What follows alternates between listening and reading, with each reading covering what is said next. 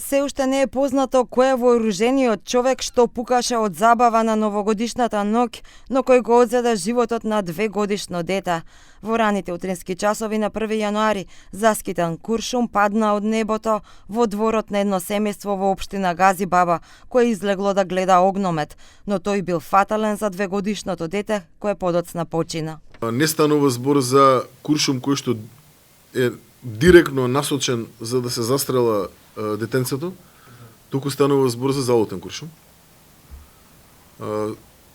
Согласно она кое што досега е споделено како информација до мене, истрагата е во тек, ќе продолжиме да ги превземеме сите оние надлежни чекори, се со цел да утврдиме на крајот конкретен сторител. И без оглед на тоа што во ваква ситуација и вас ви е познато дека навистина овие се доста тешки случаи за детектирање и откривање на конкретен сторител.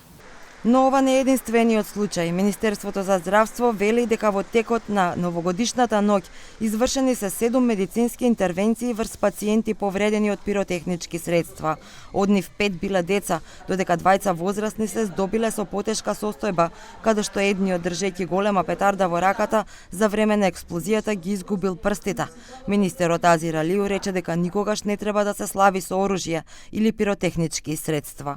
Fakti që ndër të lënduarit ka fëmijë dhe se disa prej tyre është dashur të bëhet dhamputim, flet mjaftueshëm për peshën e pasojave mbi shëndetin, prandaj ju drejtohemi dhe bëjmë apel të veçantë edhe te prindërit që të mos lejojnë piroteknikat në duart e fëmijëve të tyre të përdoren si lojra, për shkak se përfundojnë me kirurgji plastike dhe me lëndime në trupin e tyre. Во текот на изминатата година, Министерството за внатрешни работи заплени 252.000 парчиња пиротехнички средства, при што се уапсени 37 лица, против кои се поднесени кривични пријави за нелегална употреба и поседување, како и трговија со оружје и експлозивни материјали.